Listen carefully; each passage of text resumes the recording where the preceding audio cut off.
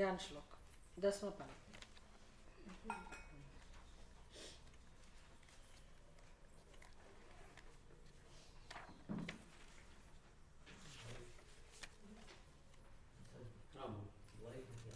Voice નથી આવતો?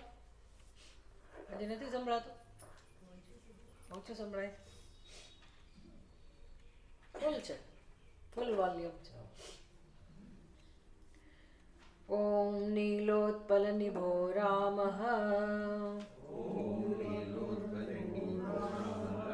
લક્ષ્મણઃ કૈરવોપમઃ માનસે રાજતાં મેતો બોધવૈરાગ્ય વિગ્રહો.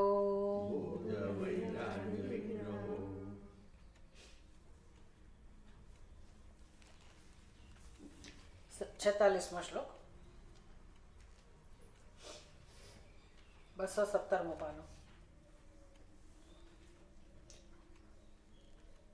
વિવિક્ત આસીન ઉપારતેન્દ્રિયઃ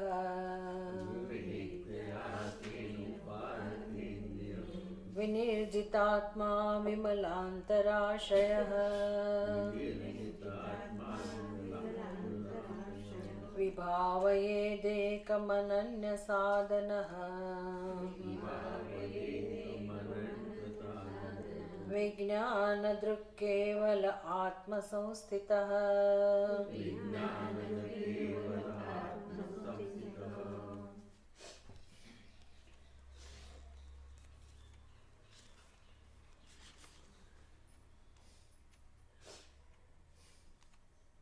તો મોક્ષની પ્રાપ્તિ એટલે આત્મજ્ઞાનમાં નિષ્ઠા. શ્રવણ મનન પછી આત્મજ્ઞાનમાં નિષ્ઠા માટે નિધિધ્યાસન છે. નિધિધ્યાસન એટલે શું? વિપરીત ભાવનામાંથી મુક્તિ, વિપરીત સંસ્કારોમાંથી મુક્તિ. એટલે અનાદિકાળના જે ખોટા સંસ્કાર છે એમાંથી કેવી રીતે આપણી સમજ અને શ્રવણ મનનથી સુધાર્યા પછી એ જે ખોટા સંસ્કારો જે ઉદ્ભવ્યા કરે તો એમાંથી કેવી રીતે સાવધાનીપૂર્વક એને દૂર કરતાં કરતાં આપણે પોતાના સ્વરૂપમાં નિષ્ઠ થવું, એ પ્રક્રિયા જે છે આખી એને નિધિધ્યાસન કહેવાય છે. નિરાંતનું જીવન જોઈએ એના માટે. એટલે શંકરાચાર્યજી તો એવું જ માને કે સંન્યાસ એના માટે જરૂરી છે. આપણી સંસ્કૃતિમાં સંન્યાસ આશ્રમની વ્યવસ્થા છે જ, વાનપ્રસ્થ અને સંન્યાસ આશ્રમ. એટલે એ પછી બધું છોડીને વ્યક્તિ જાય વિધિવત સંન્યાસ લે, એ જુદા પ્રકારનો સંન્યાસ છે. પણ ઘરમાં જ રહીને તમે ઘરની આસક્તિમાંથી મુક્ત થાઓ, ઘરને જ આશ્રમ બનાવો, તો પછી એ એક જુદા પ્રકારનો સંન્યાસ થયો. પહેલાંના જમાનામાં લોકો ઘરના આંગણામાં જ રહે, બંને જણા પતિ પત્ની, અને એ નાનકડું મકાન કે કુટિયા બનાવી હોય એમાં રહે અને સાધન ભજન કરે, ઈશ્વરનું ભજન કરે. પછી બાળકોની સાથે બહુ એટેચમેન્ટ ના હોય, અથવા તો યાત્રામાં જતા રહે બંને જણા. અને એ જમાનાની યાત્રા એટલે પગપાળા યાત્રા હોય, બધું છોડીને જવાનું હોય, અને ઘરનાને કહી દીધું હોય કે પાછા આવીશું તો આવીશું, એટલે અમારી ચિંતા ના કરશો. એટલે ઘરનાની ચિંતા ના હોય અને પોતે પણ ચિંતા મુક્ત હોય, અને ઈશ્વરનું ભજન સ્મરણ આરાધન કરતાં કરતાં એ લોકો યાત્રામાં એ માર્ગે આગળ વધતા હોય, બહુ શાંતિનું જીવન પસંદ કરે. તો એ પ્રકારે જે કઠિન યાત્રા કરે માણસ, તો આપોઆપ ઘરમાં જે આસક્તિ હોય, હું અને મારું અને ચિંતાઓ, એ બધામાંથી મનુષ્ય ધીરે ધીરે મુક્ત થાય. એટલે એ બધી ચિંતાઓથી મુક્ત થવાનો ઉપાય એક જ છે કે ભગવાનને સોંપવું. અમે ભગવાન કરતા હતા છે, પણ આપણી ચિંતા છૂટતી નથી. તો ઠીક છે, પહેલાં આપણે કર્તવ્ય બુદ્ધિથી કર્યું, ધ્યાન રાખીને કર્તવ્ય નિભાવ્યું, જે કરવાના હતા કર્મો કર્યા. પણ પછી જો સમજ આવી હોય વ્યક્તિમાં, એ તો તમે વહેલા સત્સંગ શરૂ કર્યો હોય તો જ હોય, તો જ તમે ઉપર ઉઠ્યા હો, ઉપરથી જેને કહેવાય. એટલે ગૃહસ્થ આશ્રમથી ઉપર ઉઠો.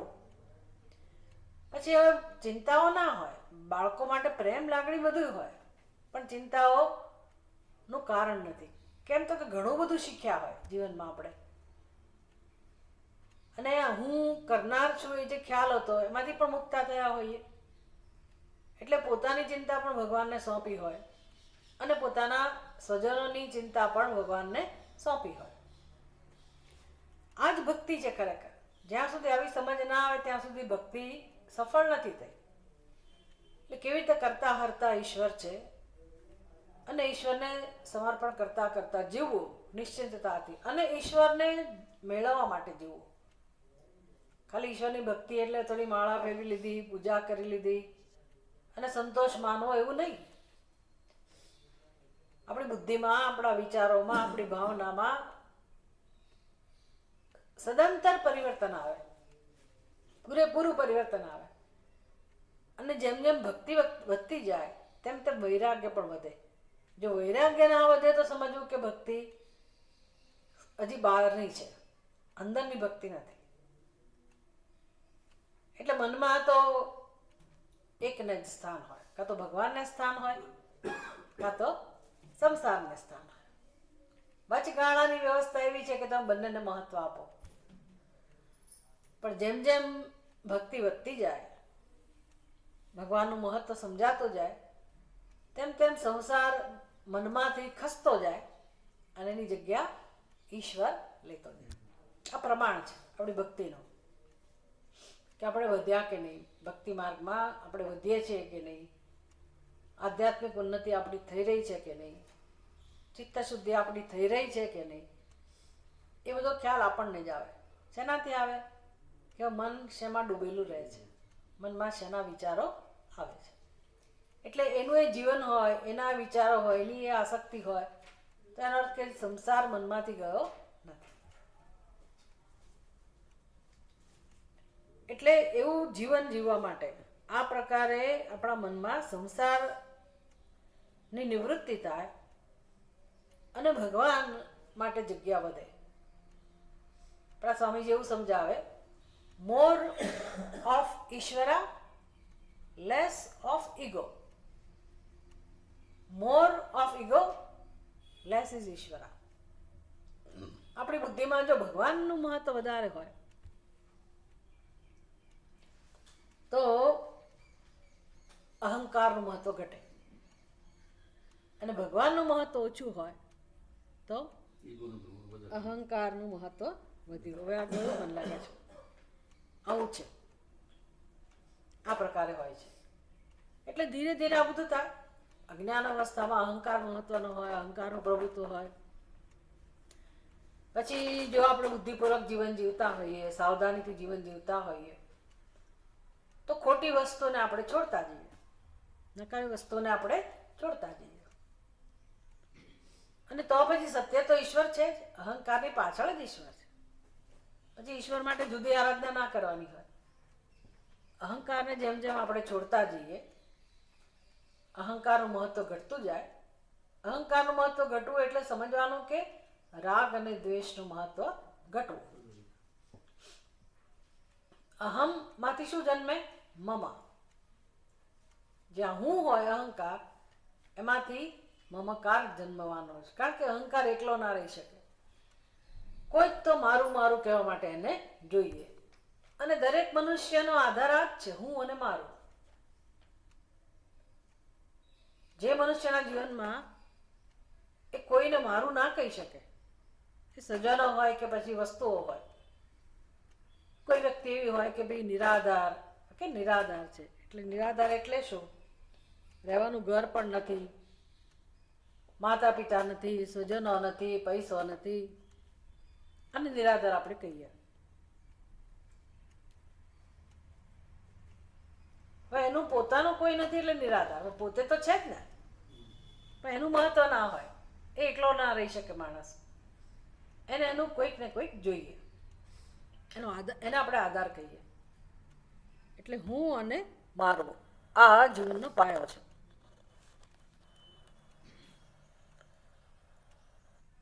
અને આવો મમકાર હોવાનો, જ્યાં અહંકાર હોય ત્યાં મમકારની જરૂર પડે. અને એમાંથી રાગ દ્વેષ જન્મે. કારણ કે બધું આપણું ના હોય. આપણે આપણું શું કહીએ ખબર છે? મારું કોને બનાવીએ? ભલે ને આપણે આમ એવું કહેતા હોય કે ઘર મારું છે, પણ આપણે ઘર ગમતું ના હોય. વાહ ભાઈ વાહ. પછી આપણી આજુબાજુ લોકો હોય, પણ આપણને અમુક લોકો ગમતા હોય, અમુક લોકો ના ગમતા હોય. તો મારું એટલે ખરેખર ઓફિશિયલી, જેને કહે સૈદ્ધાંતિક રીતે મારું એ જુદી વાત છે, પણ મનથી મારું, મારું પોતાનું જેને કહી શકું એવું, એ પ્રકારનું મારું, એ મમત્વ જરૂરી છે. જો અહંકાર હોય તો એ મમત્વની જરૂર હોય છે. આ સામાન્ય જરૂરિયાત છે માણસની. પણ પછી બધું મારું ના હોય. આપણે કોને મારું કહીએ, કોનો આધાર લઈએ? જેના માટે પ્રેમ હોય એના માટે, જે અનુકૂળ હોય એના માટે. અનુકૂળ હોય એને કહેવાય રાગ, અને જે આપણને પ્રતિકૂળ જણાય એના માટે શું જન્મે? દ્વેષ. એટલે બધું આપણી અંદર હોય અને આપણે જીવીએ છીએ. એને કારણે જ જીવનમાં અશાંતિ છે. એને કારણે જ આનંદ સ્વરૂપ પરમાત્માનો અનુભવ નથી. આ બધું સમજાવે કોણ? સત્સંગ કરીએ તો સમજાય. આજે આને કંઈક વાંકું પડ્યું છે, ચાર્જ નથી થયું બિચારું. એટલે તો આ બધું આપણે સત્સંગમાં શીખતા હોઈએ છીએ. ખરું નિયમિત રીતે આપણે શીખતા હોઈએ છીએ કે આપણા મૂળ પ્રશ્નો કયા છે, ખરા શત્રુઓ કયા છે, અડોશી, પડોશી, સગાવાલા, પ્રારબ્ધ, એ બધું શત્રુ સમાન છે કે પછી અંદરના આ અહંકાર, મમકાર, એમાંથી જન્મેલા રાગ, દ્વેષ, આ બધું શત્રુ છે. કોણ શત્રુ છે? પડી ને, એ બધા ક્યાં છે? અંદર છે. અંદર આપણે કંઈ કામ કરતા નથી. ચિંતન કોનું કરીએ છીએ? બહારના. એટલે એ વ્યક્તિ ખરાબ છે, બસ એ વ્યક્તિ દોષિત છે. એટલે પછી એના પ્રત્યે દ્વેષ જન્મે અને એની સ્મરણ ચાલે પાછું. ખરું ને? જે વ્યક્તિ માટે દ્વેષ હોય ને એને આપણે ભૂલી ના શકીએ, એ મનમાં ઘૂંટાયા કરે. જેના માટે રાગ હોય એનું સ્મરણ ચાલે. એટલે આપણું મન બહિર્મુખ રહે. મન બહિર્મુખ હોય એટલે શું મળે ભેટમાં? શું મળે? મન બહિર્મુખ હોય એટલે એનો શું તો મન મારી પાસે નથી, બહાર ગયું. મનનું બહાર જવું, બહિર્મુખ હોવું એટલે ભેટમાં શું મળે? અશાંતિ. અશાંતિ મળે. બસ આખી જિંદગી આ જ ચાલે છે. અત્યારે હું આવીને તો પેલો માણસ મને પૂછે, તમે સત્સંગ કરાવો? એનાથી શું થાય? મનની શાંતિ મળે? મનની શાંતિ માટે શું કરવાનું? જગતમાં બધા કોને શોધે છે? મનની શાંતિ. બોલો, બિચારા મૂંઝાય. શું કરીએ તો મનની શાંતિ મળે? કેમ અચાનક જીવનમાં આવું બધું થઈ જાય છે? ન ગમે એવું, અટકી પડે છે ગાડું, શું કરવું? બિચારો મૂંઝાય માણસ. એટલે દરેક જીવને શાંતિ જોઈએ છે. તો આ સત્સંગથી આપણને જાણવા મળે છે કે શાંતિ કેમ જતી રહે છે. કારણ કે આપણું મન બીજાનું ચિંતન કરે છે. બીજાનું ચિંતન કઈ રીતે કરે છે? જેના માટે મને રાગ છે એ પણ બીજું છે, જેના માટે મને દ્વેષ છે એ પણ મારાથી ભિન્ન છે. એટલે રાગથી અશાંતિ જ હોય. આપણને એમ કે દ્વેષ છે એટલે અશાંતિ છે, એટલે દુઃખ છે જીવનમાં. પ્રિય માણસોથી આપણને કંઈ તકલીફ નથી પડતી, પણ એ પ્રિય હોય, જ્યાં રાગ હોય ત્યાં પણ અશાંતિ જ હોય. ચિંતા કોની થાય? જેના પ્રત્યે દ્વેષ હોય એની ચિંતા થાય. હા, એટલે રાગ અને દ્વેષ બંને શું કરે? ચિંતાનો અનુભવ કરાવે, અશાંતિનો અનુભવ કરાવે. એટલે મન જેવું બહિર્મુખ હોય, મન બહિર્મુખ જ હોય છે હંમેશા. એટલે સત્સંગમાં શીખવાડે કે જીવનમાં કરવાનું છે શું? એક જ કામ કરવાનું છે. પછી તમે એને ભક્તિ કહો, સેવા કહો, જ્ઞાન કહો, જે કેવું કહો, ધ્યાન કહો, જે સાધન કેવું હોય કહો, પણ કામ શું કરવાનું છે? મનને અંતર્મુખ બનાવવાનું છે. અંતર્મુખ એટલે આત્માની તરફ. મન આત્માનું ચિંતન કરે એવું એને બનાવવાનું છે. જો આત્માનું ચિંતન કરે તો પછી ઘરનો વ્યવહાર ક્યારે થાય? ઘરના કામ કેવી રીતે થાય? કોઈને મળવા હળવાનું નહીં, અમારો વ્યવહાર નહીં કરવાનો, હજારો પ્રશ્નો જન્મે. ભાઈ કરો, ક્યાં ના છે? એ જ કરીએ છીએ, પણ મળે છે શું ભેટમાં? ભેટમાં શું મળે છે? અશાંતિ. અશાંતિ ગમતી હોય તો કંઈ વાંધો નથી, પણ અશાંતિમાંથી મુક્ત થવું છે. શોધીએ છીએ તો પાછા શાંતિ. એટલે શાંતિ જેનો સ્વભાવ છે, જેનું સ્વરૂપ છે, જેનો ધર્મ છે, એવા આત્માને આપણે સાચી રીતે ઓળખીએ તો પછી આ આત્માનો અનુભવ આમે અત્યારે થઈ જ રહ્યો છે, પણ સાચી રીતે નથી થતો. જેમ કે દોરડાની જગ્યાએ આપણને સાપનો નિર્ણય થઈ ગયો કે આ સાપ છે, પછી અનુભવ કોનો થાય? સાપનો અનુભવ થાય એટલે શું? હા, સાપનો અનુભવ થાય એટલે શું? ભય જન્મે ને, ભય જન્મે. સાપનો અનુભવ એટલે શું? સાપ દેખાય એટલે શું? અનર્થની ઉત્પત્તિ શરૂ થઈ, પછી આપણો વ્યવહાર અટકી જાય, આગળ જતા બંધ થઈ જાય. કેમ? તો કે સાપ છે, સાપ છે. પછી આવશે તો એટલે એને દૂર કરો, પછી બધી પ્રવૃત્તિ શરૂ થાય. કાં તો ભાગો, પડો, આંખડો, આ બધો અનર્થ થયો. એ અનર્થ શેમાંથી થયો? દોરડાને ખોટી રીતે જાણવાથી. સમજ પડી? સાપને જાણવાથી નહીં, કારણ કે ત્યાં સાપ છે જ નહીં, પણ મને સાપ દેખાયો. એ સાપ દેખાય એટલે થયું શું? દોરડું ખોટા સ્વરૂપે જણાયું. એટલે ભય જ્યારે છે તો એનો અર્થ કે એ ખોટી રીતે જે દોરડાને જાણીએ છીએ એમાંથી ભય જન્મેલો છે. એમ આપણા જીવનમાં જે અશાંતિ છે, દુઃખ છે, સંતાપ છે, એનું કારણ શું છે? આત્મા ખોટી રીતે આપણે સમજીએ છીએ અને જીવત્વમાંથી ભય જન્મે છે. જીવત્વના અનુભવમાંથી, એટલે કે ઉણપના, અલ્પતાના અનુભવમાંથી જીવનમાં અશાંતિ, સંતાપ, દુઃખ, શોક આ બધું જન્મે છે.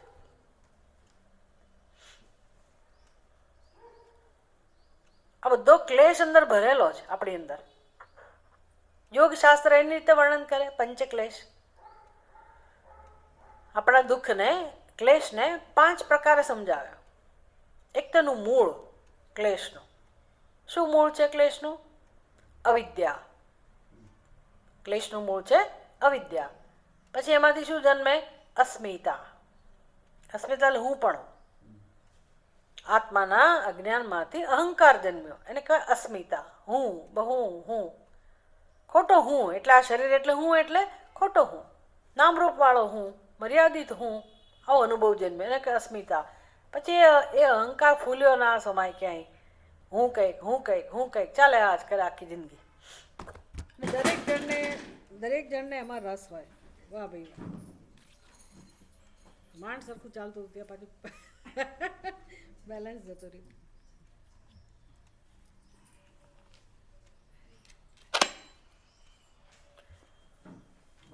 એટલે આપણો પરિચય છે. આ ખોટા હુંનો પરિચયની વાત છે. અહંકાર બધાની અંદર હોય, બધાની અંદર મનુષ્યની વાત છે. અને એ જ અશાંતિનું મૂળ છે. પછી એમાંથી શું જન્મે? અહંકારમાંથી અસ્મિતા, હું પણ. હું પણ આમાંથી શું જન્મે? હમણાં જ મેં સમજાયું. અહંકારમાંથી શું જન્મે? મમત્વ. અહમમાંથી મમત્વ જન્મે. પછી મમત્વ એટલે એમાં પછી કોઈકના માટે રાગ હોય અને કોઈના માટે દ્વેષ. આ બધું ક્લેશ કહેવાય. ક્લેશ કેમ કે દુઃખનો અનુભવ કરાવે છે, રાગ અને દ્વેષ. આપણને આમ સીધે સીધું ના જણાય. બહુ ગમે, મને આ વ્યક્તિ બહુ ગમે, આ વિષય બહુ ગમે, ફલાણું બહુ ગમે. બહુ ગમે તો જે ગમે એ કરે કરો. એ નિયમ એક જ છે ને, ગમે એ કર્યા કરો. એટલે પોષો. રાગને શું કરીએ છીએ આપણે? પોષીએ છીએ. પણ પછી થાય છે શું?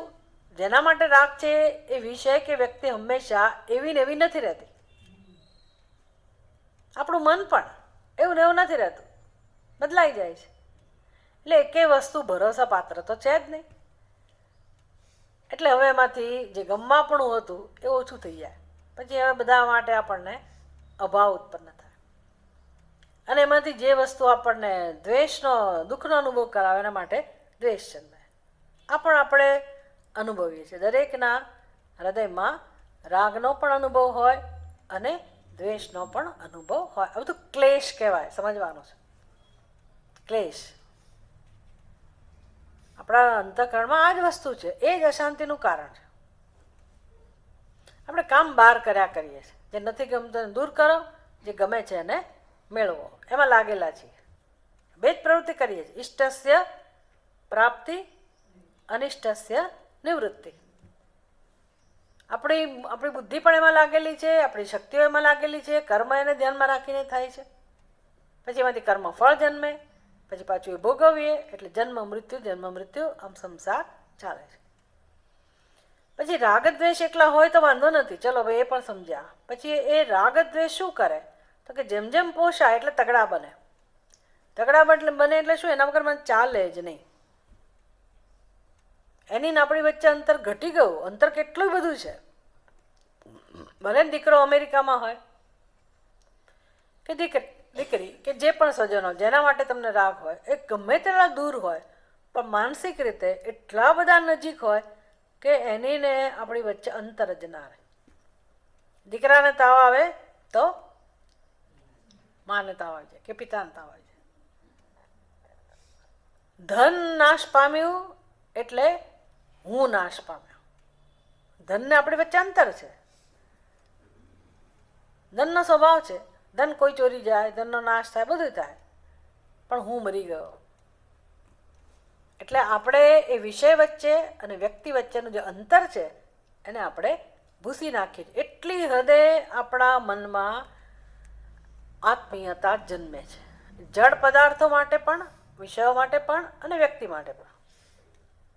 ભૌતિક રીતે તો અંતર છે જ, પણ બૌદ્ધિક રીતે અને લાગણીના સ્તરે આપણી અને એની વચ્ચે જે અંતર છે એ અંતર ભૂસાઈ ગયું છે. આપણી જીવન જીવવાની રીતને કારણે, વિચારવાની રીતને કારણે, ખોટી રીતે વિચારવાની રીતને કારણે. આનું નામ છે અભિનિવેશ. એટલે રાગ એટલો વધે કે આપણે એના વગર રહી જ ના શકીએ, એને કહે અભિનિવેશ.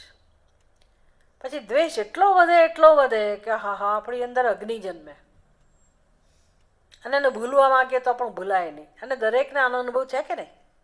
બધાનો અનુભવ છે. પરાકાષ્ઠા, એને પણ અભિનિવેશ કહેવાય. 5 પ્રકારના ક્લેશ યોગશાસ્ત્ર એની રીતે વાત કરે.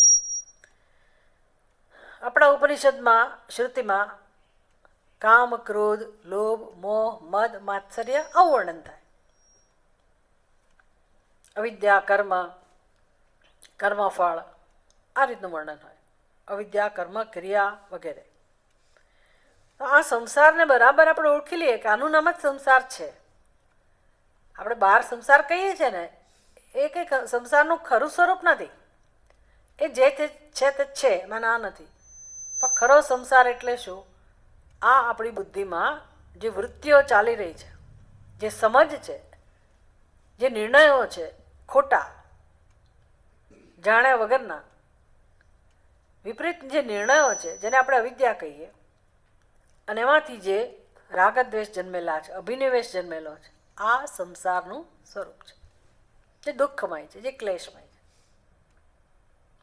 ક્યાં સુધી આવા ક્લેશને હૃદયમાં રાખીને જીવવું છે? આપણે શું કરીએ? અમે શું કરીએ? અમે નહીં કરીએ કશું તો બીજું કોણ કરવા આવવાનું છે? આપણે નહીં કરીએ તો કોણ કરવા આવવાનું છે? હે? ના, એવું નથી. જો સમજી લો બરાબર, થવાનું નથી. આ આપણે થવા દીધું છે, આપણે કર્યા કરીએ છીએ. એટલે હવે આપણે જ વધાર્યું છે આ બધું, તો સુધારાનું કામ એ કોણે કરવાનું છે? આપણે જ કરવાનું. એટલે કશું એની માળે નથી થતું. આપણે જવાબદાર છીએ. આપણે આ દિશામાં કામ નથી કર્યું. કારણ કે મનુષ્ય એવું માને છે કે ભાઈ આ તો બધું હવે ક્યાં કરવાનું હોય, આ તો બધું ભગવાનનું કામ છે ને માયાનું કામ છે ને નસીબનું છે ને એ તો બધું થયા કરે. એટલે આપણે રોટી, કપડાં, મકાન એ મહત્ત્વની વસ્તુ છે આપણા માટે. એટલે ભાઈ એના માટે જ જીવન જીવવાનું હોય, એના માટે જ કર્મો કરવાના, એના માટે જ ભાગદોડ હોય. આવી સમજ છે ને, દરેક મનુષ્યની સમજ આવી જ છે. પછી એ વચ્ચે સમય મળે ત્યારે ભગવાનનું નામ લે, ભગવાનને યાદ કરે કે સત્સંગ કરે, કશુંક કરે. પણ સત્સંગ શું શીખવાડે છે? આપણો સત્સંગ, વેદાંતનો સત્સંગ શું શીખવાડે છે? કે માણસ સમજણો થાય ત્યારથી જ એણે જીવનમાં આ જાણવું જોઈએ કે ભાઈ ખરું કામ કયું કરવાનું છે, કે આ સંસારને ઓળખવાનો છે, મનમાં રહેલા સંસારને ઓળખવાનો છે. અને એ સંસારને દૂર કરવા માટે ભગવાને મનુષ્યનો જન્મ આપેલો છે. તો શું કોઈએ પછી ભણવા ગણવાનું નહીં, નોકરી ધંધો નહીં કરવાનો, લગ્ન વગેરે નહીં કરવાના, એને ગૃહસ્થી નહીં બનવાનું, આવું શીખવાડે છે શાસ્ત્ર? ભાઈ શાસ્ત્ર કહે છે એ તો કોઈ કહે કે ના કરે, બધા કરવાના જ છે. શાસ્ત્ર એનો વાંધોય નથી. પણ એ એવી રીતે કરો, ગૃહસ્થ આશ્રમ એવી રીતે જીવો કે જેથી આ જે આપણે ભવિષ્યમાં પ્રશ્ન ઉકેલવાનો છે એની વર્તમાનમાં તૈયારી થતી જાય. કે ખરું ધ્યેય છે ને એ જાણીને પછી તમે તમારું જીવન જીવો કે જેથી એ ક્લેશ વધે નહીં, એક તો એ, અને બીજું આપણે એ ક્લેશમાંથી ઉપર ઉઠતા જઈએ એ પ્રકારે જીવન જીવો, સમજ સાથે જીવન જીવો. આ કામ કરવાનું છે. એ કોઈને ખબર નથી. એટલે આપણે જ્યારે આવીએ ત્યારે તો એટલું મોડું થઈ ગયું હોય, એટલે આપણા હૃદયમાં, આપણા અંતઃકરણમાં એટલો સંતાપ હોય, એટલી નિરાશા હોય, જીવન માટે કે બહુ ખાસ ઉત્સાહ ના હોય. કારણ કે અમે હવે શું, તમે માણસ શું ભોગવે, શું ભોગવી શકે બિચારો? કારણ કે બધી રીતે હવે વૃદ્ધ થવા માંડ્યો, હવે શું ભોગવવાનું? ખાવા પીવાથી માંડીને બધું એના જીવનમાં હવે મર્યાદિત થઈ ગયું. ભોગવા જાય તો એને મુશ્કેલીનો સામનો કરવો પડે, અને અધ્યાત્મમાં કંઈ કામ ન કર્યું હોય એટલે એ માણસનું જીવન એટલું બધું દર્દનાક બની જાય, દુઃખમય બની જાય. ચાલો, જાગ્યા ત્યારથી સવાર આપણે તો જ સમજવાનું કે હવે હું શું કરું. તો ખબર તો પડી ને કે સંસાર બહાર નથી પણ અંદર છે. તો બહાર જેટલું થયું એટલું કર્યું. હવે આપણે બહાર બધું જે મહેનત કરતા હતા એ કરવાનું છોડી અને હવે શું કરવાનું છે? અંદરના સંસારને ઓળખવાનો છે અને ધીરે ધીરે એને દૂર કરવાનો છે. કોની મદદથી? કોની મદદથી થાય? સત્સંગથી. પણ એના માટે ક્યાં જવું પડે, શું કરવું પડે? ચલો, એ ગુરુ પાસે ગયા, શાસ્ત્રનો સત્સંગ પણ શરૂ કર્યો, ઈશ્વરમાં શ્રદ્ધા પણ છે, પણ કામ કેવી રીતે થાય? અંદરના સંસારને સંબોધવાનું કામ, એડ્રેસ કરવાનું, એટલે એને ઓળખવાનું અને દૂર કરવાનું, એ બધું કામ ક્યારે થાય? થોડીક પ્રવૃત્તિઓ ઓછી થાય તો. થોડીક પ્રવૃત્તિઓ ઓછી થાય એને કહે એકાંત. આમ તો બધી પ્રવૃત્તિ છોડી દેવાની હોય, પણ હવે તમારા જીવનમાં તમે નિવૃત્ત થઈ જ શકે એમ ન હો તો પછી જેટલો સમય પોતાની સાથે રહી શકાય એટલો સમય, એટલે આ કામ કરવા માટે એકલા રહેવાનું છે. એકલા પડીને ઊંઘી જવાનું, એકલા બેઠા બેઠા ટીવી જોઈએ એના માટે નહીં. એકાંતનું સેવન એ મોટું સાધન છે, એ સમજાવે છે કે આ કાર્ય માટે એકાંતની પરમ આવશ્યકતા હોય છે. વિવિક્ત આસીન ઉપરત ઇન્દ્રિય વિનિર્જિતાત્મા વિમલાંતરાશય, બધા વિશેષણો છે કે વ્યક્તિએ કેવા બનવાનું છે. એટલે જો આપણને સમજાય કે મારે આવા બનવાનું છે, પ્રેમથી આપણે સ્વીકારીએ કે મારે આવા બનવું છે, તો એક આનંદ જુદો હોય.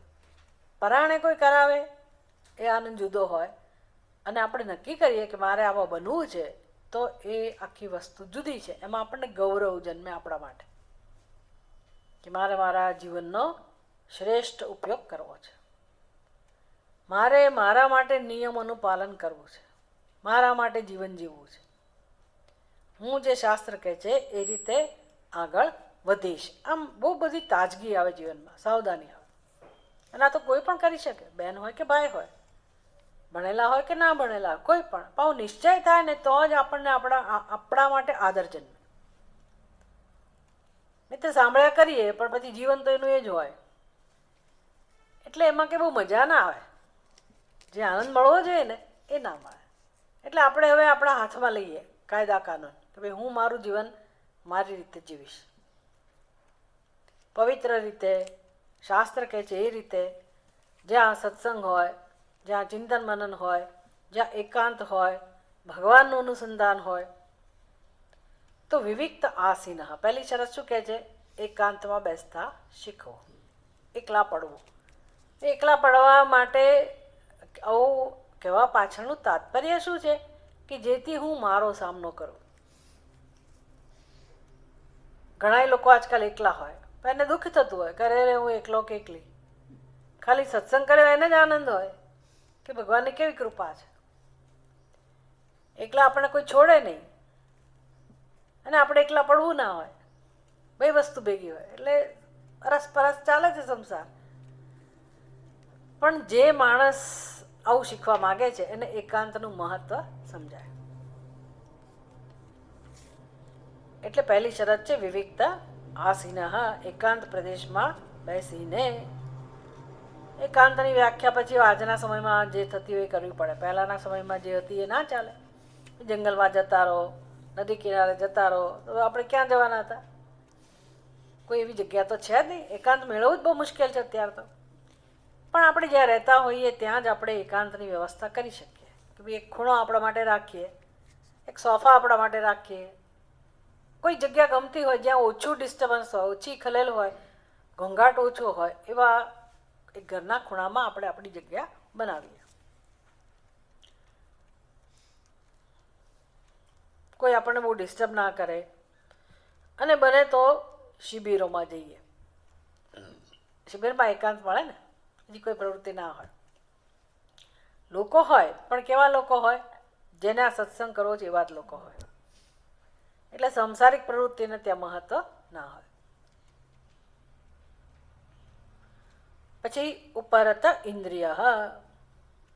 હવે એકાંતમાં જઈને પછી તમે ભજીયા ખાવા છે કે ભાજી ખાવા છે કે ફલાણી બેનપણીને મળવું છે, ફલાણા સગાવાળાને શું કરતા હશે, મારા બાળકો શું કરતા હશે, એ પ્રશ્નો તો આવશે મનમાં. પણ પછી આપણે એ બધાને મહત્વ ના આપીએ અને જે કરવાનું છે કરીએ. એના તો કેટલા બધા પ્રકાર છે. કેવી રીતે ધ્યાનમાં બેસવું. ધારો કે આપણને શ્રવણમાં રસ પડતો હોય તો એ શ્રવણ કરી શકાય. વાંચન ગમતું હોય તો વાંચન કરી શકાય. કંઈ લેખન કાર્ય ગમતું હોય તો એ કરી શકાય. ધ્યાનમાં બેસવું ગમતું હોય તો એ કરી શકાય. જપ કરવા હોય તો જપ કરી શકાય. ઘણા બધા ઉપાયો છે એકાંતનો લાભ લેવા માટે. એટલે ઇન્દ્રિયોને એના વિષયોમાંથી બહાર લાવવી, એને કહેવાય ઉપરત ઇન્દ્રિય. વિનિર્જિતાત્મા. જીતાત્મા, જીતાત્મા શબ્દ સાંભળેલો નથી ને? જીત આત્મા. જેન જીત આત્મા, જેણે પોતાના આત્મા ઉપર, આત્મા એટલે અહીંયા સચ્ચિદાનંદ આત્મા નહીં, આત્મા એટલે અંતઃકરણ, ઇન્દ્રિયો, પોતાનું વ્યક્તિત્વ, એના ઉપર જેણે વિજય પ્રાપ્ત કરેલો છે. પછી હવે જો મન બહાર જાય, જવાનું જ છે, એની ટેવ છે. એટલે તો જીતાત્મા એટલે શું? જેની અંદર એવી તાકાત છે, એવું સામર્થ્ય છે કે મન જ્યાં ગયું હોય, ઓસ્ટ્રેલિયા જતું રહ્યું, કેમ તો કે દીકરા દીકરી ત્યાં છે, તો એ મનને પાછું પોતાની પાસે લાવવું, એ સામર્થ્ય હોવું જોઈએ. આપણે શું કરીએ? એની જોડે જોડે જતા રહીએ. એટલે શેખ ચલ્લી કેમ કલ્પના શરૂ કરે ને, એ પછી દુનિયા વધતી જાય એની. શેખ ચલ્લીની વાર્તા ખબર છે ને? બેઠો બેઠો ઝાડ નીચે આરામ કરવા બેઠો અને પછી એણે વિચારવાનું શરૂ કર્યું. એને કાચની બરણીઓ વેચવાનો ધંધો કરતો હતો અને જરીક આડો પડ્યો, એકલો પડ્યો, આડો પડ્યો, વિચારવાનું શરૂ કર્યું. બિચારા લગ્ન થયા નહોતા એટલે વિચારો આવવાનું શરૂ કર્યું. કોઈ છોકરી ક્યારે આપે? કંઈક પૈસો કમાયો હોય તો, પૈસા ભેગા થયા હોય તો કોઈક લગ્ન કરે ને. કે બસ આ બરણીઓ વેચાશે, પછી એને જે પૈસા મળશે એમાંથી હું વધારે સામાન કરી દઈશ, એમાંથી પછી મોટો ધંધો વિકસાવીશ, પછી તો અમારી પાસે ઘણા બધા પૈસા, પછી ઘર બનશે, પછી છોકરી. આ બધું વિચારોમાં જ ચાલે છે. કે લગ્ન થઈ ગયું, બાળકે થઈ ગયું, પછી નામ પાડવાનો સમય આવ્યો એટલે ઝઘડો થયો. પહેલી કે આ નામ પાડો, પેલો કે આ નામ પાડો, અને એમાં જે ગુસ્સામાં એને લાત મારી, પેલી કાચની બરણીઓ જે હતી, ટોપલો, એ બિચારો ઊંધો પડ્યો. આ બધું ક્યાં થયું? એની દુનિયા કલ્પનામાં. એમાં આપણે ખોવાઈ જઈએ. એક વિચાર શરૂ થયો પછી એમાં આપણે ખોવાઈ જઈએ. એટલે મનનો આવો સ્વભાવ છે. તો ધ્યાન એટલે શું? એકલા પડીને કરવાનું શું? મનને પાછું ત્યાંથી લાવવાનું. એટલી સાવધાની, મન જ્યાં જ્યાં જાય ત્યાંથી એને પાછું લાવવાનું. અને આપણા જ અનુભવોમાંથી શીખવાડવાનું કે ત્યાં જવાથી આટલી વાર ગયું પણ તને શાંતિ મળી, કેટલી વાર ફટકા પડ્યા, કેટલી વાર કત્તા ખાધી, કેટલી વાર અપમાન થયું, શું મળ્યું તને, આ બધું વિચારવા જેવું છે. શું મળ્યું? દોડ્યા જ કરીએ પણ કશેથી કશું મળતું નથી. તો ક્યાંથી મળશે એ પણ સમજાવવું પડે ને મનને, કે ક્યાંથી સમજે, ક્યાંથી મળશે? તો શાસ્ત્રમાં શું શીખવાડે છે, સત્સંગમાં આપણે શું શીખીએ છીએ? તને જે શાંતિ જોઈએ છે ક્યાંથી મળશે? છેવટે ક્યાંથી મળી શકે એમ છે? કોઈ નહીં પણ, આપણને એકલાને નહીં, દુનિયામાં કોઈને પણ શાંતિ જોઈતી હોય તો ક્યાંથી મળી શકે એમ છે? પોતાની પાસેથી, પોતાના સ્વરૂપ પાસેથી. આવી રીતે મનને સમજાવીને વાળવું, પોતાની અધીન કરવું. વિમલાંતરાય અંતરાશય અને શુદ્ધ ચિત્તવાળા બનવું. એટલે આપણી અંદર જે બધી વૃત્તિઓ હોય, કામની, ક્રોધની, લોભની, ઈર્ષ્યાની, કોઈ વ્યક્તિ એવી ના હોય કે જેને આ વૃત્તિનો અનુભવ ના હોય. દરેકને અંદર આ બધી વૃત્તિઓ અનુભવાતી હોય અને આવી વૃત્તિઓ જન્મતી જ હોય. પણ આ વૃત્તિઓ જન્મવાનું કારણ છે, એની મેળાએ જન્મતી નથી. ખરું, સત્સંગમાં તે શીખવાડવાનું છે. આ બધું એની મેળાએ જન્મતું નથી. એ તો આપણે અભ્યાસ કર્યો છે એટલા જન્મો સુધી, એટલે એની મેળાએ જન્મે છે. એટલે આપણને ઉપાય સૂચતો નથી, એટલે આપણે એના આવેગમાં આવીને બધું કર્યા કરીએ. પણ જો એની સામે થઈએ, એ દિશામાં કામ કરીએ, તો એ વૃત્તિઓએ જવું જ પડે. એના માટે તો બધી વ્રત, તપશ્ચર્યા એ બધી વસ્તુઓ છે. ધર્મ, બધા પુરુષાર્થ એના માટે જ છે કે આપણી અંદરના જે આવેગો હોય, સંસ્કાર હોય, એને કેમ ધીરે ધીરે દૂર કરવા. મહાન પ્રયાસ છે. અને એ પ્રયાસ તમે કરો એટલે એનો અર્થ એવો નહીં કે તમારે નોકરી કરવા ના જઈ શકો, પૈસા કમાઈ ના શકો, કે ઘરનું કામ ના કરી શકો. બધુંય થાય, પણ આપણે એને જુદી પ્રવૃત્તિ ગણીએ છીએ કે આ તો બધું હમણાં નહીં. ત્યાં સુધીમાં તો આપણે આપણી અંદર એવા બધા સંસ્કારો જમા કરી દીધા હોય, પછી એ જ આપણા શત્રુ બને. પડે ને, એ જ આપણા શત્રુ બને. એટલે અર્જુન પૂછે ને ગીતામાં ભગવાનને, કેન પ્રયુક્તોયમ પાપમ ચરતિ પુરુષ. અર્જુન પૂછે છે ભગવાનને કે આ માણસ કેમ ખોટું આચરણ કરે છે, કેમ પાપરૂપી કર્મ કરે છે? એને ખબર છે કે મને આનું ફળ સારું નહીં મળે, તો પણ એ કેમ કરે છે? કેને અપી દેવેને પ્રયુક્ત. કોઈક દેવતા જાણે જબરજસ્તી કરાવતા હોય, કોઈક જબરજસ્તી કરાવે છે. આપણે એમ ને એની મેળે થાય છે, કોઈ કરાવડાવે છે. આપણે એવું લાગે કોઈ કરાવડાવે છે, પણ કોઈ એટલે કોણ? કોઈ એટલે કોણ? આપણા સંસ્કારો. આપણે નહીં હો, આપણા સંસ્કારો.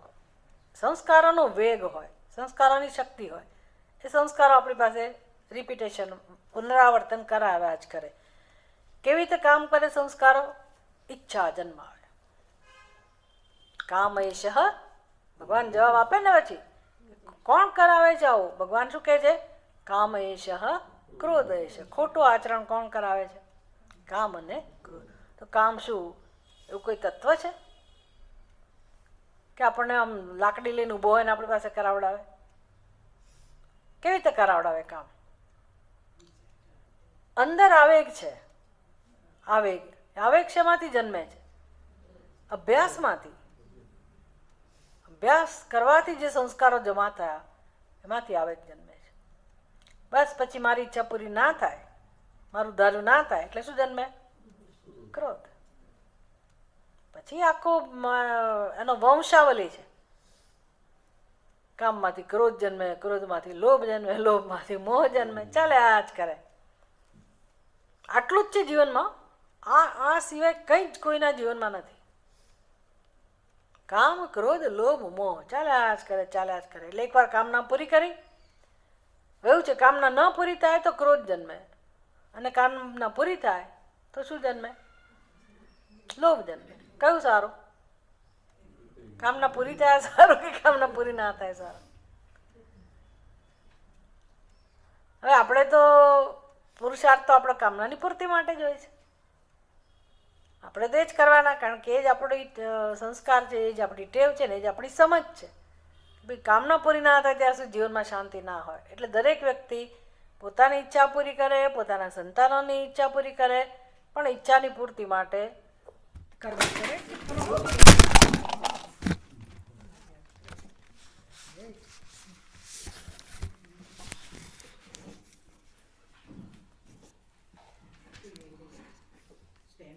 તમને વાગ્યું નથી ને? તમને વાગ્યું? નીચે પડેલું હતું. ના, તમને વાગ્યું? ના, મને કશું વાગ્યું આ બાજુ પડે.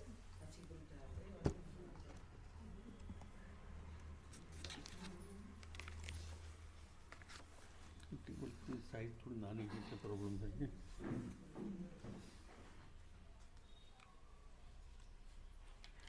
તમને ખબર પડે ને કે આવેગ કોને કહેવાય? આવેગ કોને કહેવાય? દ્રષ્ટાંત આપવું પડે ને. આવેગનું દ્રષ્ટાંત આપવું પડે ને. કેવું બધું ફેંકાઈ જાય, ખબર ના પડે કેમ આમ થયું. ધ્યાન ના રાખો તો થાય. પણ સંસાર આટલો જ છે કે એક ને એક વૃત્તિઓ આપણી ઉપર સવાર થઈ જાય અને આપણી પાસે કર્મ કરાવડાવે. આ સિવાય કંઈ જ નથી સંસારમાં. એકનું એક ચાલ્યા કરે છે. પછી એ કર્મ જન્મ્યું, પછી એમાંથી કર્મ ફળ જન્મ્યું, એટલે જન્મ મૃત્યુ જેવા અમારા કર્મ એને અનુરૂપ મને જન્મ મળે. જો આ સમજાઈ જાય તો પછી આપણે જીવનમાં હવે કામ શેના માટે કરીએ? કે આમાંથી કોઈ બીજું છોડાવવા ના આવે. એટલી વાતો સાચી. તમે ભગવાનનું ભજન કરો, યજ્ઞ યાગાદી કરો, માળા કરો, બધું કરો, પણ મુખ્ય કામ તો પછી આપણે કરવાનું ને. ભગવાન શક્તિ આપે એ બધું કરવાની, પણ આ બધું કરવા માટે આપણે સહકાર તો આપવો પડે ને. કંઈક તો પ્રયત્ન કરવો પડે. આ બધું ના કરીએ અને પેલું કરીએ તો કદાચ કોઈક જન્મમાં પત્તો ખાય, ન ખાય એવું નથી, પણ આ સત્સંગથી આપણને બળ મળે કે ભાઈ મારે જીવનમાં આ પણ કરવાનું છે. તો બુદ્ધિ આપી જ છે તો ભગવાન ઉપર શું કામ છોડું? હા, ભગવાનને એવું કહી શકું કે મને માર્ગદર્શન આપો, મને સામર્થ્ય આપો, મને પ્રેરણા આપો, એવું કહી શકાય ને. પ્રાર્થના એવી થઈ શકે, ભગવાન આપણે મદદ એ કરે, પણ કામ તો આપણે કરવું જ પડે. તમે એમ કહો કે એની મેળાએ થશે, ભગવાન કરે ત્યારે થશે, તો આવું થતું નથી. એટલે ઉપદેશ છે, આ બધો ઉપદેશ છે કે મારે મુક્ત થવું હોય તો શું કરવું? તો કે એકાંતમાં સેવન કરો, એકાંતનું સેવન કરો, આ રીતે ચિત્ત શુદ્ધિ કરો, વિમલાંતરાશય, શુદ્ધ ચિત્તવાળા બનો, પછી ઉપરતેન્દ્રિય બનો, પછી અનન્ય સાધન. અનન્ય સાધન એટલે હવે ન અન્ય સાધન, અનન્ય સાધન. બીજા કોઈ સાધનની જરૂર નથી. સાધનનો આશ્રય લેવો હોય તો લો, પણ ધારો કે કોઈ વ્યક્તિ એમ કહે કે ભાઈ મારાથી ભૂખ્યા નથી રહેવાતું, હવે વ્રત નહીં થાય, ઉપવાસ નહીં થાય, કે હવે મને પૂજા માટે સમય નથી મળતો, તો આ થતું હોય, આ કરી શકતા હોય તો ભગવાન કહે છે તો કંઈ વાંધો નથી, છોડવાની જરૂર નથી. કરી શકતા હોય તો કરો, પણ અનન્ય સાધન, મુખ્ય સાધન કયું બની ગયું? ચિત્ત શુદ્ધિ. ચિત્ત શુદ્ધિ એટલે કે અજ્ઞાનને દૂર કરવા માટે શું પ્રાપ્ત કરવાનું હોય? અજ્ઞાનને કોણ દૂર કરે? જ્ઞાન. એટલે જ્ઞાન માટે આપણું જીવન હોય, જ્ઞાન માટેનો પુરુષાર્થ હોય. જ્ઞાન કેવી રીતે પ્રાપ્ત થાય ભાઈ? અંદરથી આમને પ્રગટ થાય દીવાની જેમ. જ્ઞાન શેનાથી પ્રાપ્ત થાય? અધ્યયનથી, સત્સંગથી. Very good. સત્સંગથી, અધ્યયનથી. મુખ્ય પ્રકાર કયો? શાસ્ત્રનું અધ્યયન. અધ્યયન કરવાની રીત કઈ? શ્રવણ જોઈએ ને જોઈએ. શ્રવણ પછી મનન. આપણે શું થાય છે, શ્રવણ કરીને જતા રહીએ ઘરે, પછી આવતા ગુરુવારે સોમવારે મળીએ 1 કલાક, બાકીના સમયમાં શું? શ્રવણની સાથે કંઈ લેવા દેવા નહીં, પછી મારો સંસાર. એટલે શ્રવણની પાછળ જે મનન થવું જોઈએ ને એના માટે આપણે પાછળ સમય આપતા નથી. એટલે ઘરે રોજ થોડુંક જે સાંભળ્યું હોય એના વિશે આપણે ચિંતન કરીએ, કે ફરીવાર આજના જમાનામાં તો આ શક્ય છે, ફરી ઘરે જઈને સાંભળીએ, અથવા તો આ પુસ્તક વાંચીએ. તમારામાંથી કોઈને એમ ના થયું હોય કે રામગીતા અમે લઈએ, કેટલાકે લીધી હશે, પણ પછી આ શ્લોક અહીંયા થયો હોય તો તમે આવતા પહેલાં વાંચી શકો અને ગયા પછી પણ વાંચી શકો, તો અંદર બધું જમા થાય, આપણું પોતાનું બને જ્ઞાન. એનું નામ છે મનન. બસ જીવનમાં એક જ સાધન હોય એને કહેવાય અનન્ય સાધન, અને મુમુક્ષુનો આ કર્તવ્ય છે.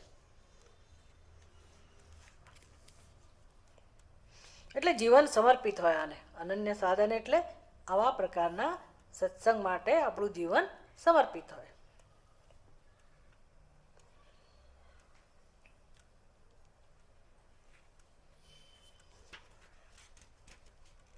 કેવલ વિજ્ઞાનદૃક. વિજ્ઞાનદૃક, દૃક એટલે દ્રષ્ટા, જેને જ્ઞાનમાં પ્રેમ છે, જેની બુદ્ધિ જ્ઞાન પ્રાપ્તિ માટે તત્પર છે, એને કહેવાય વિજ્ઞાનદૃક.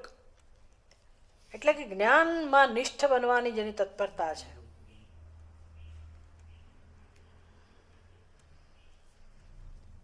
આવા જ્ઞાની બનીને એટલે બધા સાધનો અને જે ઉપાયો બતાવે છે ને એકબીજાની સાથે જોડાયેલા છે. કે એકાંતનું વિવિકતા આસીન એટલે એકાંતમાં બેસવું, પણ એકાંતમાં બેસીને મારે સાથે સાથે કેવા બનવાનું? તો કે ઉપરતેન્દ્રિય, વૈરાગ્યવાળા બનવાનું. આ બધું અંદર ચાલતું હોય કામ. બહારથી તમને કોઈને એમ લાગે કે આ માણસ નિષ્ક્રિય બેઠો છે, અંદરથી સક્રિય હોય. પોતાની વૃત્તિઓને જાણીએ, પોતાની વૃત્તિઓને ઓળખીએ, પછી એને જે સાંભળ્યું હોય એમાંથી એ જ્ઞાન સાથે જૂની વૃત્તિઓને દૂર કરીએ. આ બધું કામ થતું હોય. એને કહેવાય વિનિર્જિતાત્મા, વિમલાંતરાશય. એટલે આ બધાની પાછળ સન લગાડવાનું. સન એટલે શું? આવું કરતા કરતા આવા બનીને વિભાવયે એકમ અનન્ય સાધન. અનન્ય સાધન સન એટલે આ એક સાધનમાં નિષ્ઠા રાખીને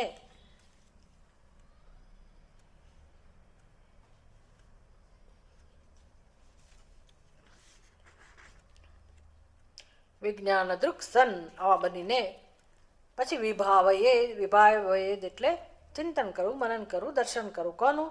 કેવલ. કેવલ એટલે અસંગ. બંને અહીંયા કે અસંગનું ચિંતન કરવું અથવા તો અસંગ બનીને. એવું છે ને કે આમાં આ બધા શબ્દો દ્વારા આપણે કેવી રીતે સમજી શકીએ? અસંગનું ચિંતન કરવું તો એ સાચી વાત છે, કારણ કે આત્મા અસંગ જ છે. જેમ આકાશ અસંગ છે. આપણે એકાદશ સ્કંદમાં જોયું ને ભાગવતમાં કે શીખવાડે છે ગુરુજી અવધૂતજી કે 24 ગુરુઓ પાસેથી હું શીખ્યો છું. તેમાં ભૂમિ પણ ગુરુ છે, વાયુ પણ ગુરુ છે, આકાશ પણ ગુરુ છે. તો બધાના ગુણો લેતા લેતા શીખે છે. તો આકાશ પાસેથી એ શીખે, આકાશ તત્વ પાસેથી અસંગતા શીખે. તો કેમ સમજવી અસંગતા એટલે શું? વાયુની અંદર પણ અસંગતા છે, આકાશની અંદર પણ અસંગતા છે. અસંગતા એટલે શું? આમ કોરે ક્યાંક જતા રહીએ પહેલે પાર અને અસંગ રહીએ, એવું આકાશને કરવું પડે છે? અસંગતા એટલે શું? બધાની વચ્ચે રહે છે. કોઈ એકે નામરૂપ એવું નહીં હોય, કોઈ એવો પદાર્થ એવો નહીં હોય, કોઈ ઉપાધિ એવી નહીં હોય કે જેમાં આકાશ નહીં હોય. સારી ખરાબ જડ ચેતન બધાની અંદર આકાશ હોય, પણ કઈ ઉપાધિનો ગુણધર્મ આકાશને લાગુ પડે છે? કઈ ઉપાધિનો ગુણધર્મ લાગુ પડે છે? કોઈનો નહીં, કોઈનો નહીં. એને શું કે એને કહે અસંગતા, નિર્લેપતા. પછી તમે ગળાની અંદર જે આકાશ છે એમાં તમે ગંદકીવાળો દુર્ગંધવાળો પદાર્થ ભરો અને એક ગળામાં સુગંધવાળો પદાર્થ ભરો, પણ પછી ખાલી કરો તો આકાશ તો કેવું હોય છે? આવું કરવાથી ભલે હોય તો પણ આકાશ કે દુર્ગંધવાળું બનતું નથી અને આકાશ સુગંધવાળું પણ બનતું. પણ આકાશ હતું કે નહીં? આકાશ તો છે જ ને, પણ કશાયનો ધર્મ એને લાગુ પડતો નથી. વાયુનું પણ આવું જ છે. વાયુ તો વહન પણ કરે છે દુર્ગંધનું.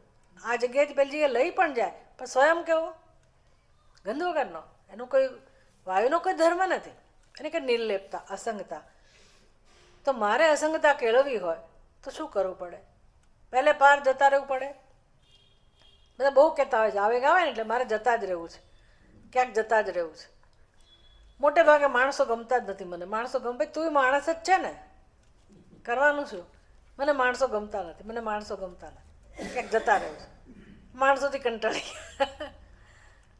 અસંગતા એટલે આવું તો શીખવાડતું નથી આકાશ આપણને.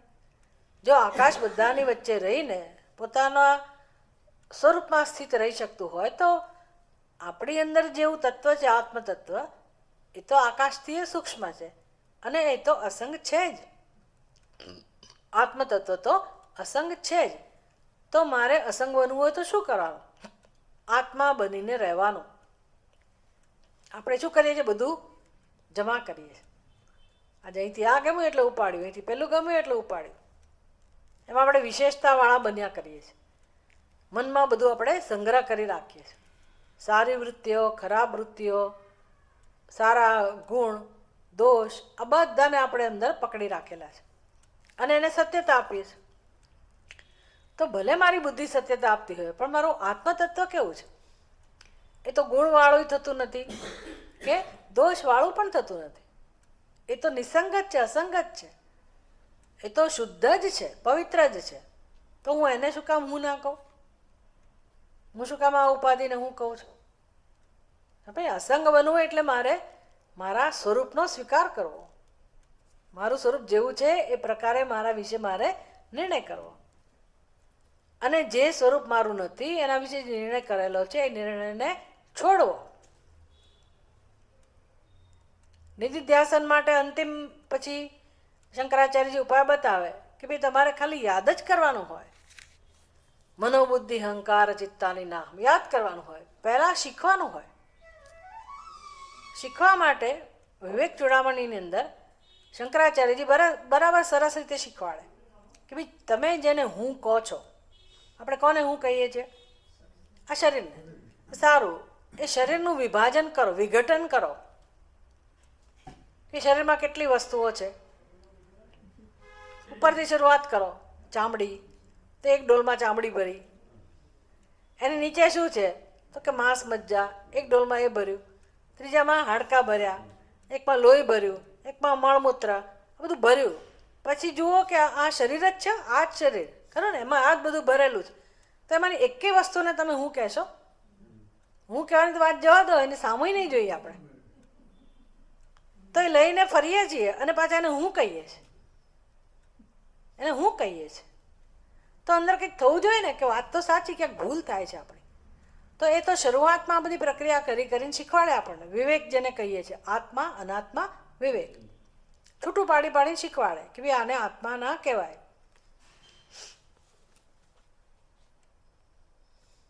તો કેમ કહીએ છીએ?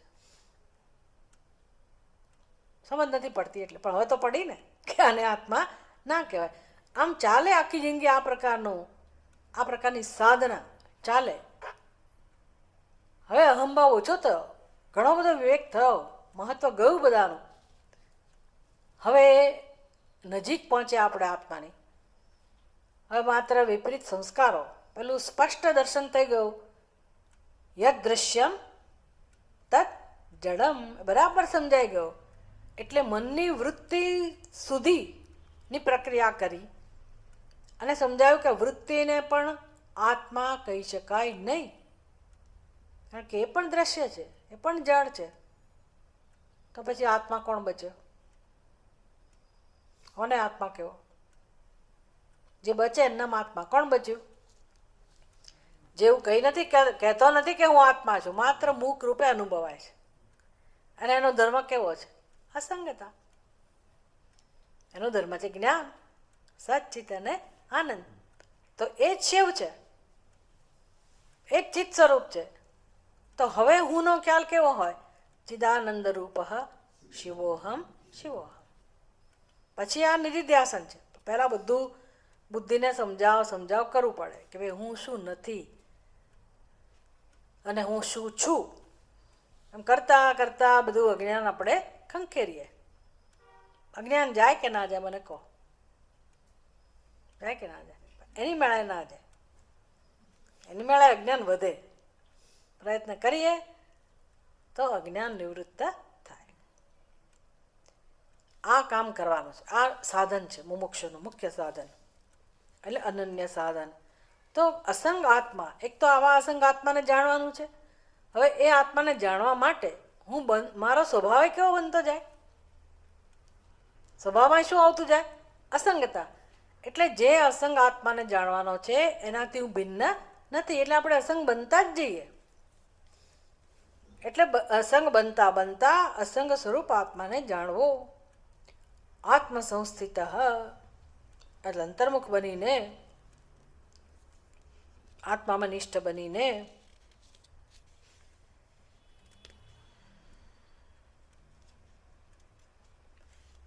આવી રીતે આપણને ઉપાય બતાવો કે કેવી રીતે એકાંતમાં જઈને અનુસંધાન કરતા શીખવું આત્માનું.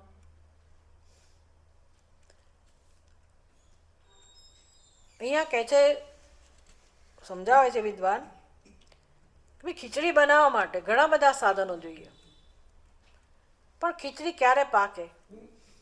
ખીચડીને પકાવવામાં જ્યાં સુધી ખીચડી પાકે નહીં ત્યાં સુધી ખીચડી ખાવા યોગ્ય બનતી નથી. એટલે પકાવવા માટેનું સાધન કયું? અગ્નિ. એટલે અગ્નિને કેવું સાધન કહેવાય? સાક્ષાત મુખ્ય સાધન. બીજા બધા સાધનો છે, તપેલી હોય, ચોખા, બધું છે, એ તો જોઈએ જ જોઈએ, પણ પછી ખીચડી ખાવા યોગ્ય બને, એને પકાવીએ તો પકાવવા માટેનું સાધન કયું?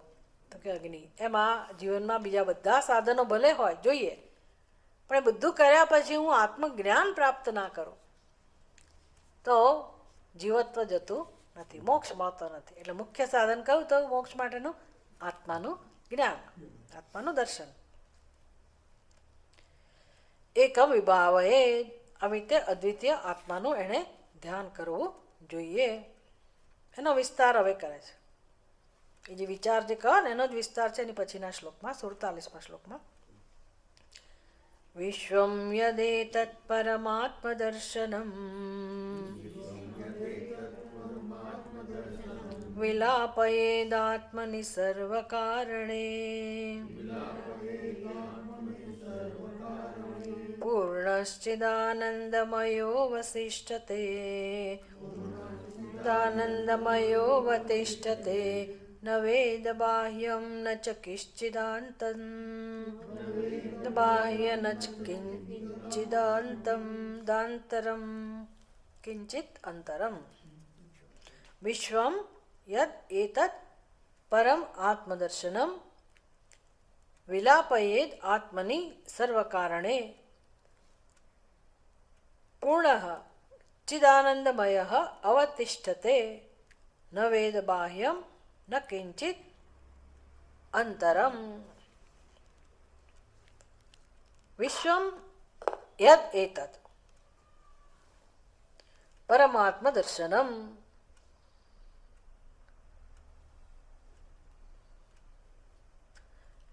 પ્રતિજ્ઞા કરી કરે કરતો. વિશ્વમ યદ એતદ પરમાત્મદર્શનમ. ખરેખર એવું છે ને કે આપણને જે જગત જણાય છે ને એવું જગત છે જ નહીં. કરવું શું? હવે મને ડુંગર દેખાય તો તમને શું દેખાય? ડુંગર જ દેખાય. મને નદી દેખાય, તમને શું દેખાય? નદી જ દેખાય. તો બધાને વિશ્વ તો એક સરખું જ દેખાય છે ને, તો પછી કેમ એમ કહો છો કે તમે વિશ્વ એવું છે જ નહીં, તમે જુઓ છો એવું છે જ નહીં? એ રીતે કે આપણે જ્યારે પર્વતને જોતા હોઈએ તો આપણી સમજ એવી હોય કે હું દ્રષ્ટા અને પર્વત દ્રશ્ય. જંગલમાં આપણે ફરવા ગયા હોઈએ તો આપણે દ્રષ્ટા અને જંગલ દ્રશ્ય. સરસ મજાનું નદીને જોતા હોઈએ કે નદીમાં આપણે ડૂબકી મારતા હોઈએ, સ્નાન કરતા હોઈએ, આપણી સમજ કેવી છે? આપણે નદીથી ભિન્ન.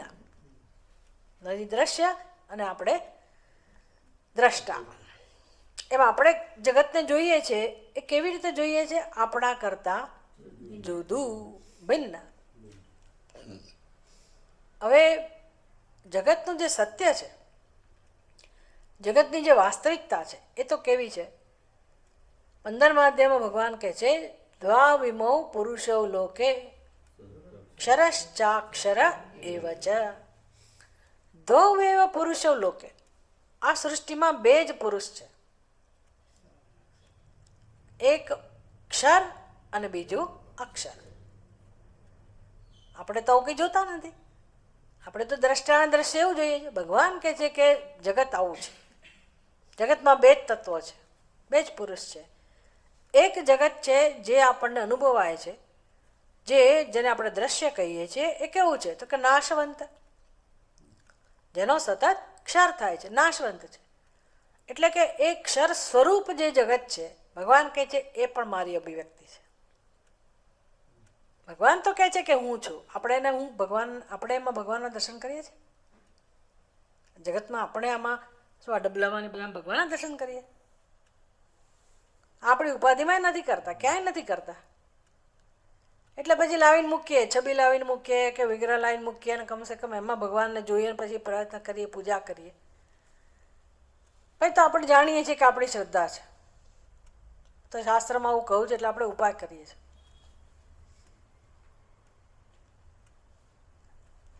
અને આપણે જબરજસ્તી કોઈ એક નામરૂપમાં ભગવાનને જોવાનો પ્રયાસ કરીએ છીએ. જ્યારે ભગવાન શું કહે છે? ભગવાન તો કહે છે કે દરેકે દરેક નામરૂપ મારા જ છે, દરેકે દરેક રૂપાદી હું જ છું. ગમે તે કેમ ના હોય, અક્ષર પુરુષ હું છું એટલે વાત પૂરી થઈ ગઈ. આખું અનિત્ય નાશવંત જગતમાં જે કંઈ છે ભગવાન કહે છે હું જ છું. એનો અર્થ કે સર્વત્ર ભગવાન થયા કે નહીં? પછી ભગવાન કહે છે કે એ વ્યક્ત જગત જે છે એ જેમાંથી જન્મ્યું એ અવ્યક્ત અક્ષર જેને કહેવાય એ પણ હું જ છું. એ તો આપણને દેખાતું નથી. માની શકીએ, માનવું પડે કે ભાઈ કાર્ય છે તો કારણ હોવું જોઈએ, એવું માનીએ ખરા. તો કારણ છે તો ભગવાન કહે છે એ પણ હું જ છું, અવ્યક્ત પણ હું જ છું. પછી ખરેખર હું કોણ છું? આગળ શું કહે છે શ્લોક?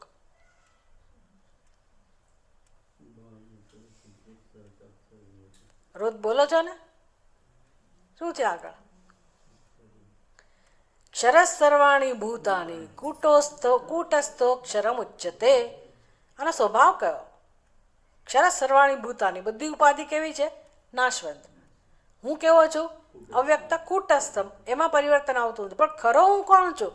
ઉત્તમ પુરુષસ્તન્ય પરમાત્મેતિ ઉદાહૃત. એ પરમાત્મા કહેવાય છે, એને પરમાત્મા કહેવાય છે જે ઉત્તમ પુરુષ છે.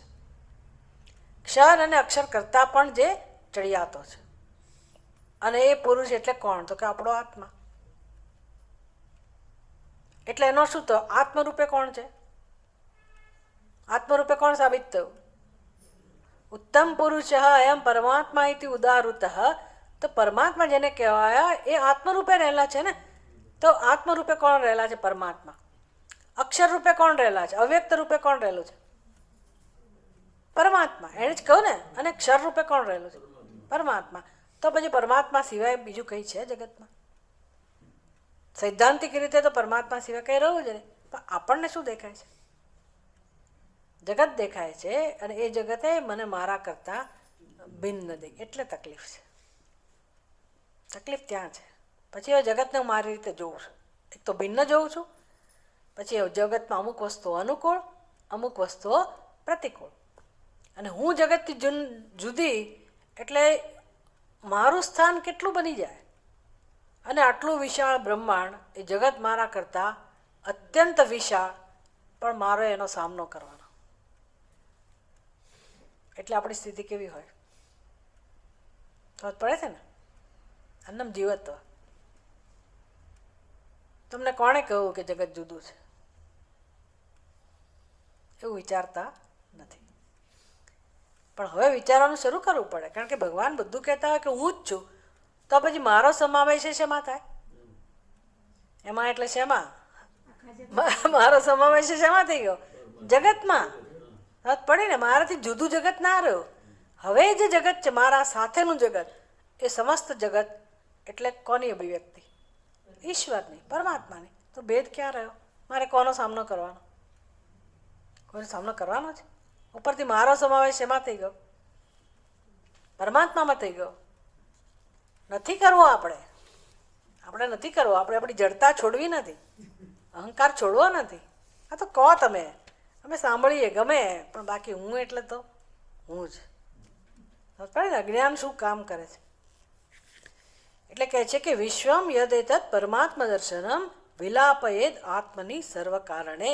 આ પ્રકારે આપણે આપણો લય કરવાનો છે. શેમાં? ઈશ્વરમાં. ઈશ્વર જ છીએ માટે. ઘટાકાશે શેમાં લય કરવો જોઈએ? આકાશમાં, કારણ કે એ શું છે? આકાશ જ છે, ઘટાકાશ નામની વસ્તુ નથી. પૂર્ણ ચિદાનંદમય અવતિષ્ઠતે. જ્યારે આવો લય કરીએ તો હવે આપણી જગ્યા કોણ લઈ લે? આપણી જગ્યા કોણ આવી જાય? ચિદાનંદ સ્વરૂપ પરમાત્મા સ્થિત થઈ જાય. આપણું સ્વરૂપ એમાં જ સ્થિત થઈ જાય. મારે હવે બ્રહ્મ બનવા કશું કરવું ના પડે, પરમાત્મા બનવા કશું કરવું ના પડે. ઉપરથી મારી અંદર જે કંઈ સારું ખોટું છે બધું શેમાં સમાઈ જાય? ઈશ્વરમાં. કોઈનો વિરોધ ના રહે, કશાયનો વિરોધ ના રહે. આ રીતે પોતાનો લય કરીને પોતે સચ્ચિદાનંદ રૂપે સ્થિત થાય અને હવે કશું બહાર કે અંદર નામની વસ્તુ ના રહે. અત્યારે કેવી બુદ્ધિ છે આપણી! આ જો ને બહારના લોકો કેવું કરે છે, બહારનું જગત કેવું કરે છે. અને મારી અંદર શું ચાલે છે એટલે હું અંદરમાં આંખો બંધ કરીને અંદરનું ધ્યાન કરું, વળી પાછું આંખો ખોલું એટલે બહાર જગત સાથે સામનો કરવાનો. આ બધું રહ્યું ને. પેલું એક નિર્ણય બદલાઈ ગયો તો અંદર બહાર કશું રહ્યું. આંખો બંધ કરું તોય કોણ દેખાય? ઈશ્વર. અને બહાર વ્યવહાર કરું જેની સાથે એમાં પણ કોણ હોય? આ સ્થિતિએ આપણે પહોંચવાનું છે. આપણી બુદ્ધિને વિચાર કરતાં કરતાં અહીં સુધી લઈ જવાની છે. આવું કોણ કરે? આવું જે કરે ને એ મુમુક્ષ, એ ભક્ત, એ સાધક. આવું ન કરે નામ સંસારી. આટલો જ ભેદ છે સંસારી ને સાધકમાં. શું કરવું છે? શું કરવું જોઈએ? સાધક બનવું જોઈએ કે સંસારી જ રહેવું જોઈએ? ના, પણ અમારા ઘર બહારને ક્યાં મૂકવા? એ આપણા છે જ નહીં.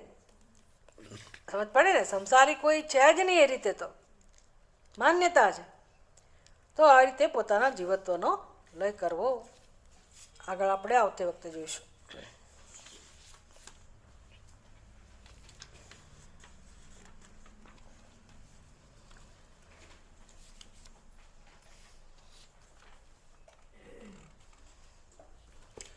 ઓમ પૂર્ણમદ પૂર્ણમિદમ પૂર્ણાદ પૂર્ણમુદચ્યતે પૂર્ણસ્ય પૂર્ણમાદાય પૂર્ણમેવાવશિષ્યતે. ઓમ શાંતિ શાંતિ શાંતિ. હરિ ઓમ. શ્રી ગુરુભ્યો નમઃ. હરિ ઓમ.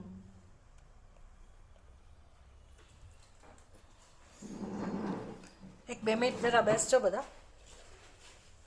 2 મિનિટ રોકાવો.